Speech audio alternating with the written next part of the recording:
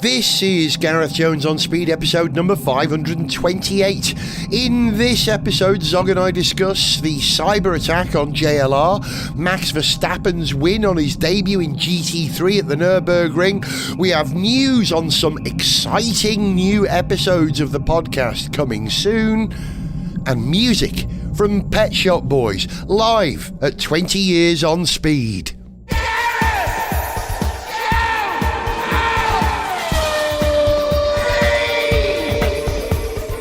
Hello and welcome to a slightly husky-voiced version of Gareth Jones on Speed. I'm Gareth. He's Zog. Hello. And your voice is sounding sweeter than mine, Z. Yeah, you are sounding a little bit rough, a little bit gravelly. Gravelly? Yeah. There's good reason. What have you been up to? I've been channeling Noddy Holder. Spent the weekend playing a gig, leading a band, not the On Speed band, but most of the members of the On Speed band were in this band. It's called the Gaztop Slade Obscura Orchestra. I resurrected the name for a laugh because we're not an orchestra, we're only a four-piece, and I'm not Gaztop, I'm Gareth Jones. But we do play obscure Slade songs, B-sides and album tracks only, none of the hits. Because I went to the Slade fans convention over the weekend, and they have brilliant Slade tribute acts who play all the hits. Come On Feel the Noise, Merry Christmas, Mamarillo Crazy Now, The Banging Man, How Does It Feel, Far, Far Away. I could go on, Squeeze Me, Please Me, I could go on. I believe you could, yeah.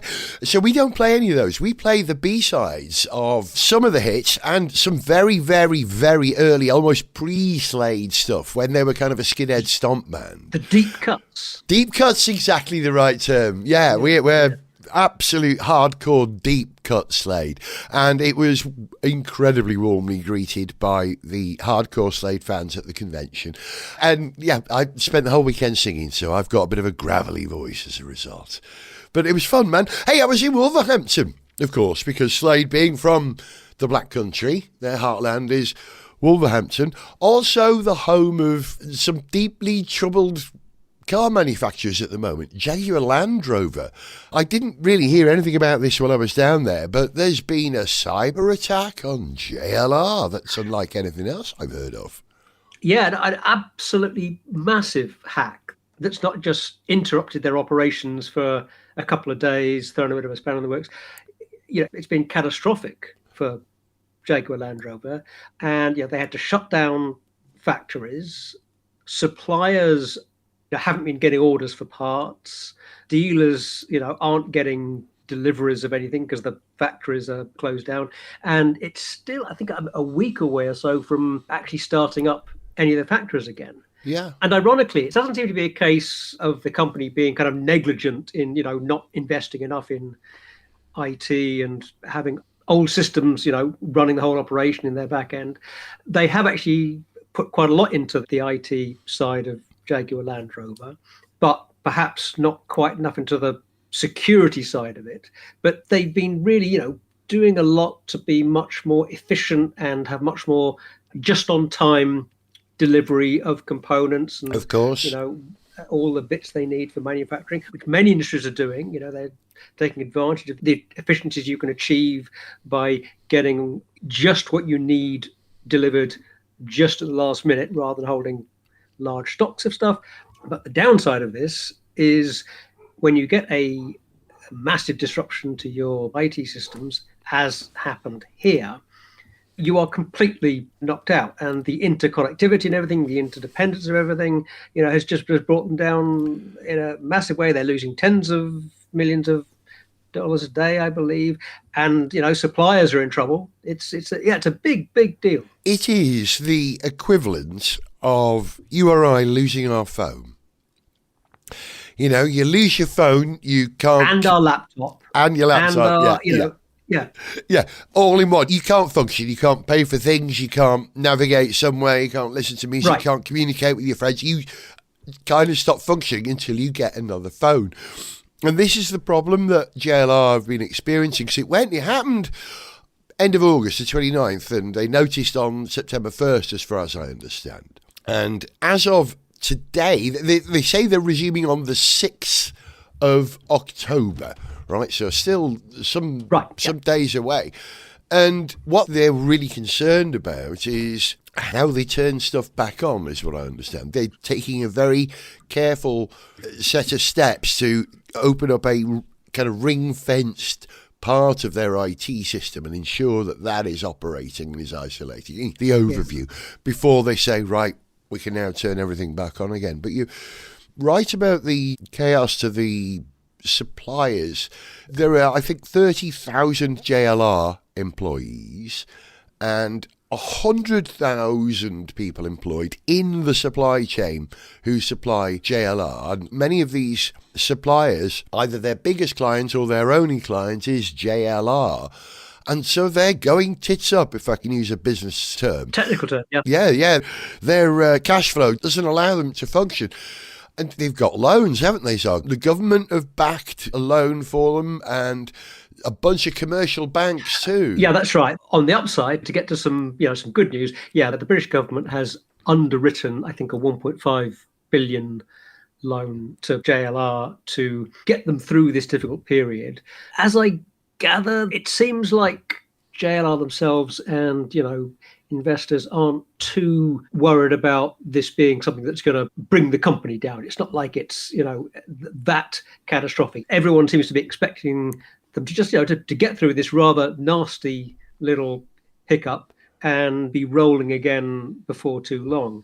But it has to be a wake-up call, something that will be very worrying for a lot of businesses, automotive or otherwise, that this much disruption can be caused. And it's still not, I think, clear exactly what the point of this was, because at least as far as we know in the public domain, this wasn't a ransom attempt. This wasn't a group holding the company to ransom to extract money to turn things back on again. It was just a very effective attack on their systems, along with maybe a lot of data theft. Although, again, I think that's not entirely clear. I wonder if we'll ever know who the actors are. Well, my guess is, I don't know, with something this big, it's probably quite hard to keep a secret like that secret for a long time. This wasn't something that one person did. Multiple people would have been involved, possibly multiple hacker groups, because there was a claim of responsibility by what seems to be a temporary coalition of known hacker groups.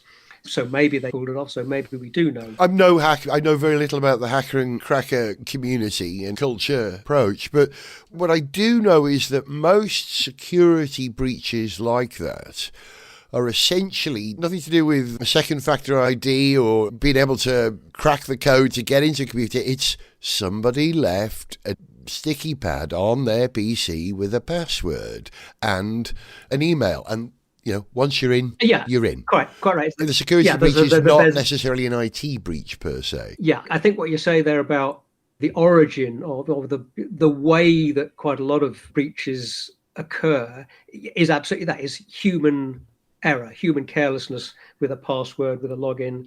I somehow doubt this was that. Mm-hmm. From just what relatively little I know about hacking and what I've read about this, it does seem that this was. This was a much bigger, more comprehensive, wide-ranging kind of attack.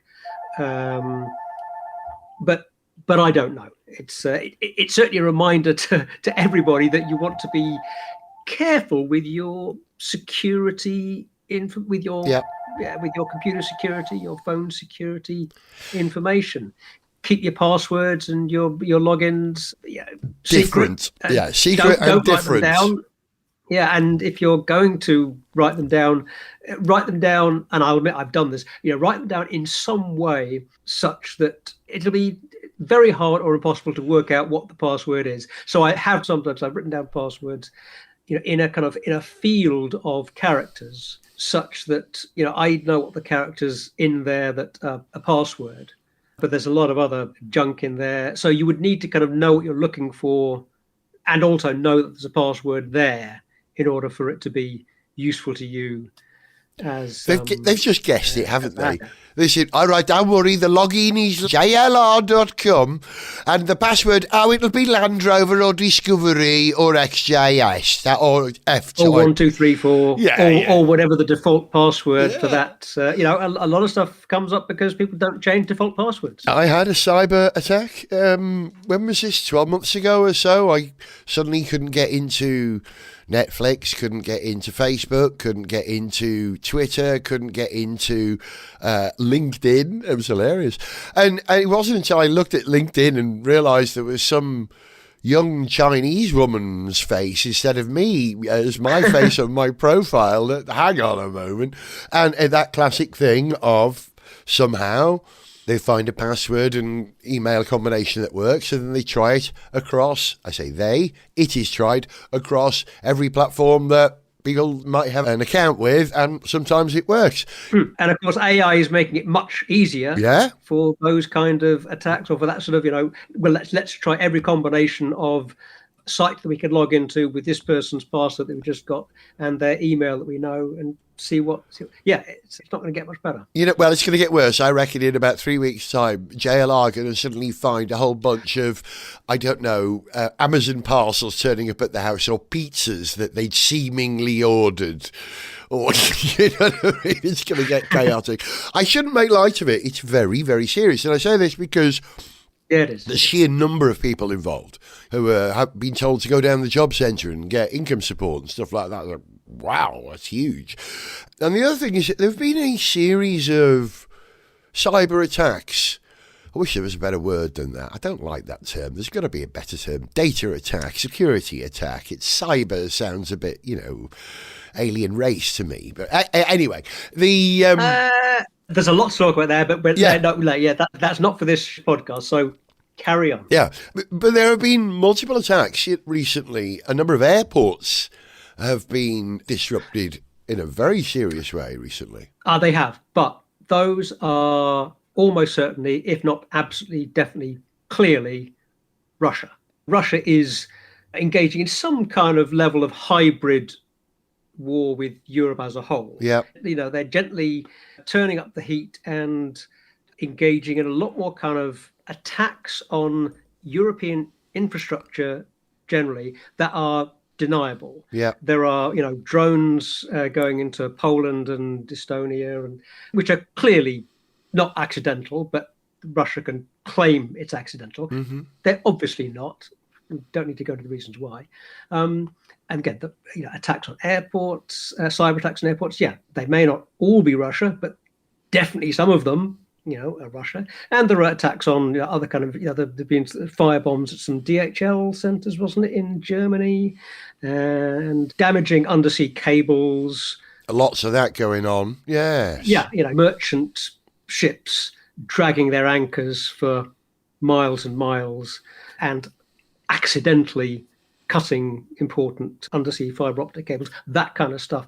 Russia is doing a lot of this, and they're doing more and more of it. Well, what is it, Littlefinger, Peter, whatever his name was, in Game of Thrones, used to say, chaos is a ladder on which we can climb. Malcolm McLaren was all about creating chaos, and then you could emerge out. Steve Bannon approach. Is that what it is? Steve Bannon? Well, Steve Bannon, no, you're right. I'm sure you're right. That was a Littlefinger quote from Game of Thrones. Certainly rings true, but that sounds very much like a Steve Bannon, the American political strategist, an early Trump in his first term, associate buddy, and he talked about flooding the landing zone with shit. He's a very smart, rather awful person. Yeah, he certainly got a dangerous combo. But yeah, he identified the strategy of flooding the landing zone with shit as being a very valuable one for Trump, and it worked pretty well amongst other things.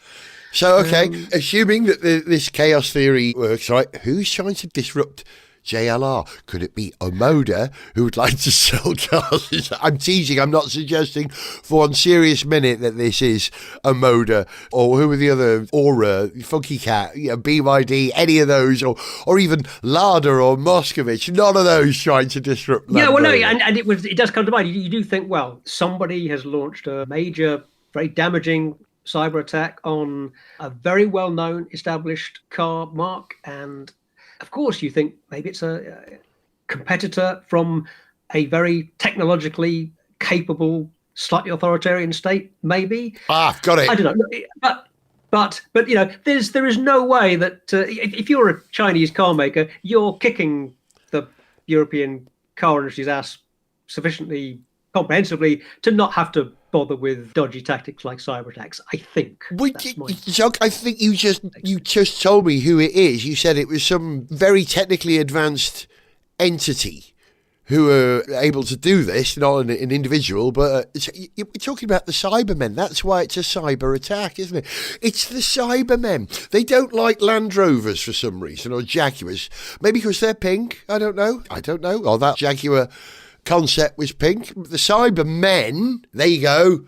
They're not even cyber race. They're sort of anti-woke, aren't they? That's what's going on. The Cybermen are anti-woke. In suggesting that pink is not a cyber colour, a masculine colour, you're buying into a very kind of traditional, very predictable kind of heteronormative cultural position here. Well, they are called the Cybermen. I think they would think like that. I don't. I'd love a bit of pink. I often wear a skirt.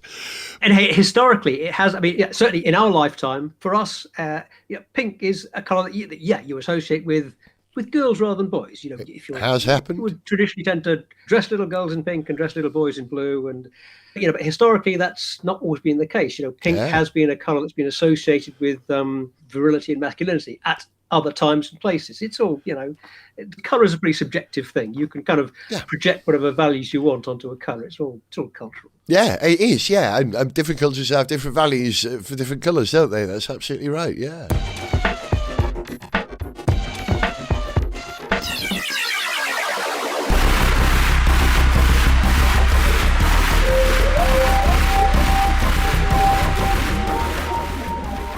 Cyber leader, the Cyberman cyber attack squad has successfully hacked into JLR's mainframe as you requested.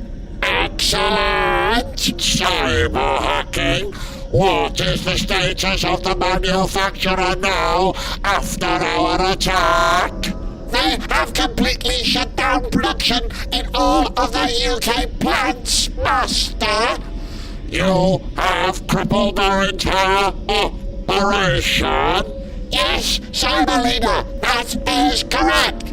You must be punished. But why, oh great Cyber Leader? Prepare to be deleted, because I wanted you to only hack into the JLR order list. I've been waiting for a Range Rover Sport in Carpathian pink for over 11 months now. I simply wanted you to move me up the waiting list. So sorry, Master. Delete. Gareth, don't touch me! If you were at 20 years on speed in Llandudno with us back in July, you would have marvelled at not only the on-speed band, but music from Richard Porter and Zog performing as Pit Stop Boys. I joined them on stage for some backing vocals, and this is Richard's classic, It's Just That You Remind Me Of Alain Prost, live from 20 years on speed. J'adore les sensations en volant de la voiture. I recall that night we met, right down to your clothes, your curly hair, your Gallic shrug, your distractingly massive nose. Girl, you know I love you, and without you I'd be lost. It's just that you remind me quite a lot of Alain Prost. We talked all night at that party. Then suddenly you were gone. Was it because I said to you, weren't you at Ferrari in 91? Girl, you know you suit me like a shirt made by Lacoste. It's just that you remind me quite a lot of Alain Prost. We were in a pub on our first date. date when you bumped into some man. Instinctively I blurted out, oh, that was just like you and Senna in Japan. Girl, you know you melt me like a freezer on defrost. It's just that you remind me quite a lot of Alain Prost. J'aime tous les défis de la course automobile. Elle me permet de négocier parfaitement les virages à grande vitesse. Ma voiture possède une traction et une adhérence fantastique. So I try to be smooth on the brakes. I do my best just to impress her. But when I look deep into her eyes, all I see is the professor. Girl, you know I love you like salad loves to be tossed. It's just that you remind me quite a lot of Alain Prost. Girl, you know I need you like teeth need to be flossed. It's just that you remind me quite a lot of Alain Prost. Girl, we worked together. Yes, I'm an heir to my Nick Frost. It's just that you remind me of Alain Prost. Ma voiture possède une traction et une adhérence fantastique.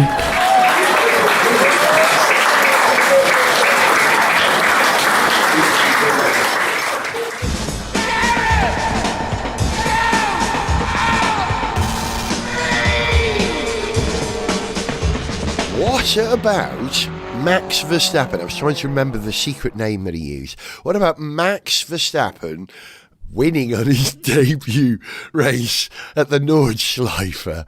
Wow. Absolutely wow. Yeah, and this is, I think, the first thing he's done this year that I, not only wholeheartedly admire but also love. Because I'm not such a Max in F1 fan. I like to see Lewis Hamilton beat him. I like to see Lando Norris beat him.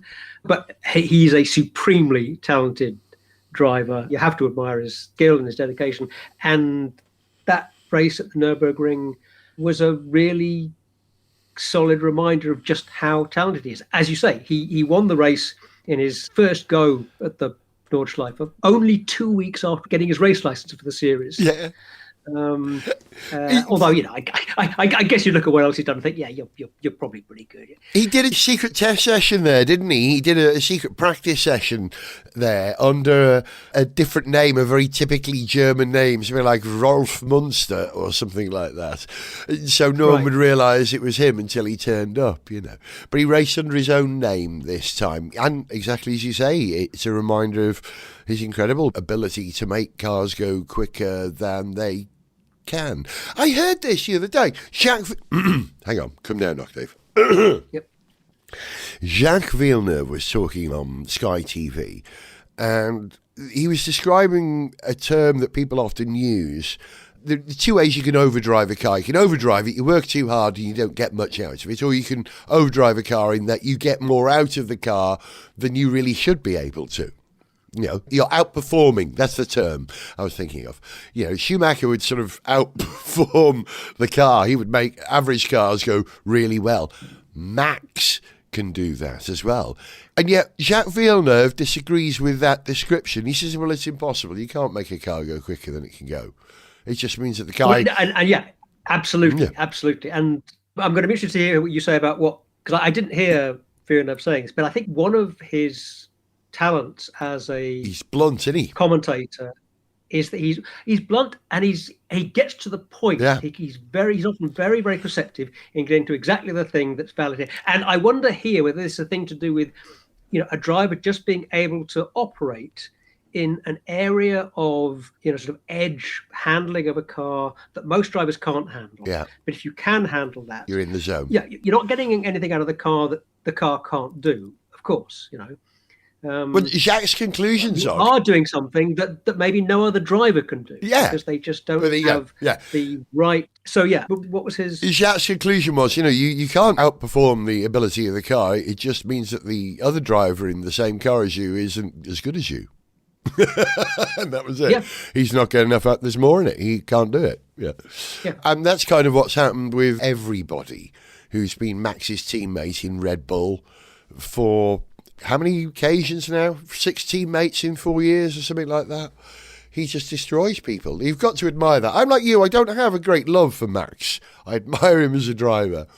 That's good. There's always going to be the enemy. And if you support a driver as passionately as we've supported and are continuing to support Lewis Hamilton in his time of need, then you have to have a bad guy. And of course, Max was always going to be the bad guy, whether he is or not. He was just, when the music stopped, he was standing. Yeah. He's not a bad guy.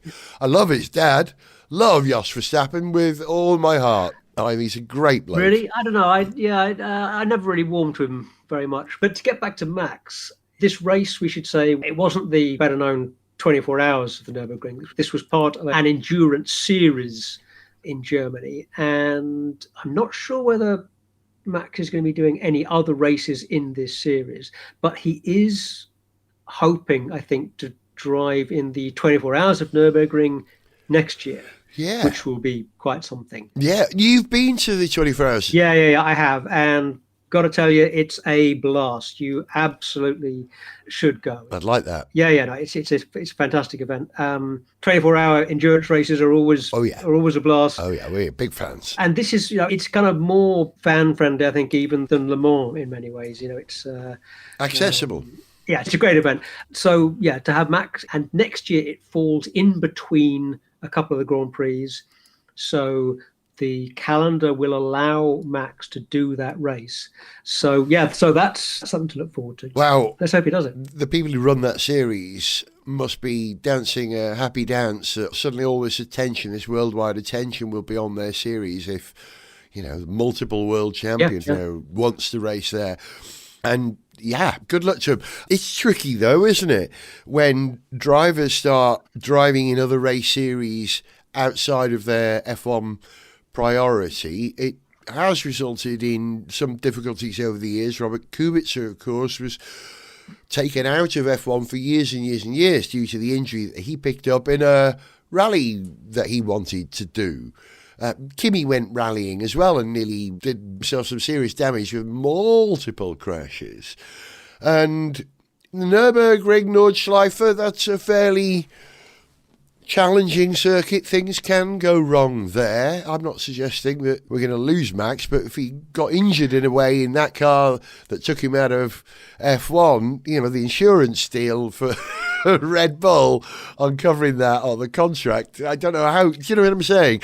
They must have a clause that covers that. I mean, that's an interesting question. I suspect if you're Red Bull, the cost of insuring Max Verstappen against getting injured in a race at the Norschleife is probably so high that you're just going to take the risk. Right. That's just one of the things that that's my guess. Wow. I have no idea what you would pay. I'm sure you can go to an insurance company and say, look, Max is driving in this race in a couple of weeks' time. What premium will you charge us in order to, recoup the money that we think is going to, I reckon it's just one of the things that as with insuring a race car against getting damaged, it's just something that you just factor in. Okay, well, there's a risk it's going to break. And if it breaks, we just deal with the consequences and that's it, So, Mr. Verstappen, have you made any claims in the last few years?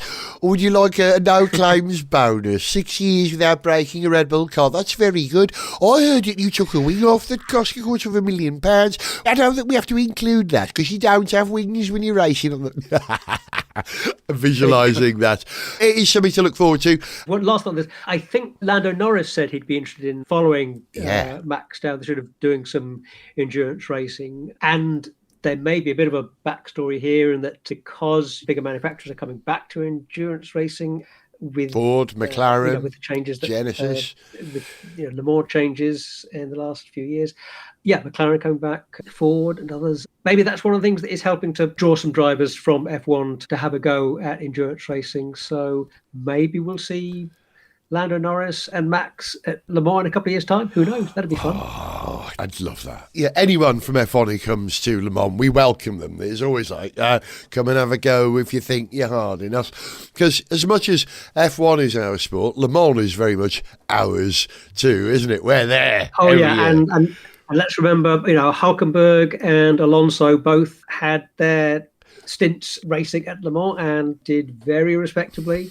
It was great to see them there, and good for them. Good for them. We were there to see it. I'd love to be there to see, I don't know, Lewis in a Ferrari at Le Mans as well. And hey, how about those Aston Martins? Oh, how good would that be? Yeah, Lewis in a Ferrari. Yeah, Alonso in an Aston Martin Valkyrie hypercar. Yeah. And Max is going to be in what? Red Bull Ford. It would be a Ford. The Ford hypercar. Because Ford are developing a hypercar. They just set up a base in the UK to help organise it, and they've changed the whole structure of the Ford Motor Company to accommodate it. They've gone from Ford Performance to Ford Racing, and Ford Racing is not just performance road cars, but the race departments as well. Ford are throwing everything out there. Well, there we go. A couple of years' time, Lewis in a Ferrari. Cool. Verstappen in a Red Bull Ford. And Alonso in the Aston Martin. Stuff to look forward to. Hey, I've got a couple of things to look forward to. We got a race this weekend. I haven't been paying attention. We have, haven't we? Yes, we do. Where are we? Where are we going? I've completely forgotten now. Oh, God, hang on. Where is this weekend? It is... It's difficult when there are 87 races in a season. You can't remember. Singapore. Of course, yes. Yeah, that's my old joke about the Cranberries, isn't it? You know that joke? No, I know that the Cranberries were a weirdly annoying band, but in my humble opinion... The joke is this. I saw that young Irish band, this is a few years ago, obviously. I saw that young Irish band playing at an F1 gig somewhere in Southeast Asia. Singapore! Yes, they were the Cranberries. Good band, though. I've never thought she was a very good singer. I shouldn't speak ill of the past. I do apologise. But that's one thing to look forward to. Singapore this weekend. And then I'm boldly going somewhere where I've never been before. I've never been to India. And I'm going on Monday for 4 days. A business trip to discover what TVS Motor are doing. TVS Motor are the second biggest motorcycle manufacturer in India, I understand, and they own Norton, and they've got plans for Norton motorcycles. And two things occur to me here. One, we never really discussed the Indian car and motorcycle industry on this programme, and it's massive. Two, we don't really do very much about motorcycles on here, and so let's fix that by looking at Norton. And number three, I quite like going to India. That's going to be very interesting.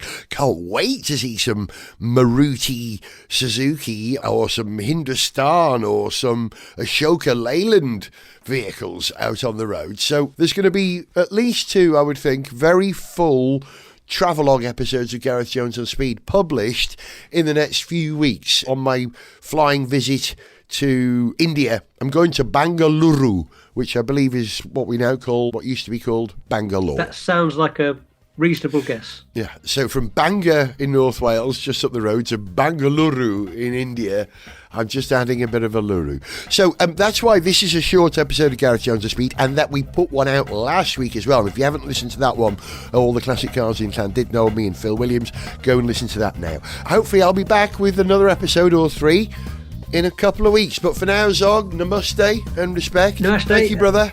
Yeah, take it easy, and I look forward to hearing your reports from India. I think I will play out on a suitably teasing tone on a sitar. See you, everyone. Bye-bye. Catch you on the other side. If you enjoyed this show, then please like, share and subscribe. For information on how to contact the show, see pictures, read song lyrics, follow us on social media, or to sponsor this podcast, go to garethjones.tv.